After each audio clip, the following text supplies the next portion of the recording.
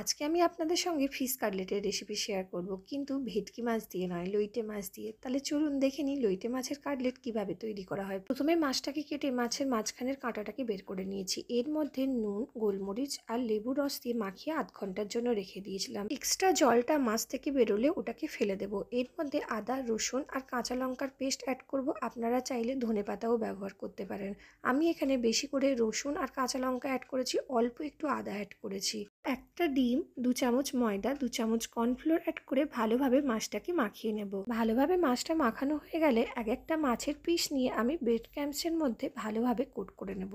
দেখুন, খুব ভালোভাবে আমি একটা মাছের উপরে কোট করে নিয়েছি। এইভাবে প্রত্যেকটা তৈরি করে নেব। এবার প্যানের মধ্যে কিছুটা রিফাইন অয়েল গরম করে এই কাটলেটগুলোকে আমি এর মধ্যে অ্যাড করে দুটো সাইড লাল করে ভেজে নিলেই তৈরি হয়ে যাবে লইটে মাছের ফিশ কাটলেট। অবশ্যই বাড়িতে একবার ট্রাই করবেন। এই বর্ষাকালে কিন্তু খেতে দারুণ লাগে।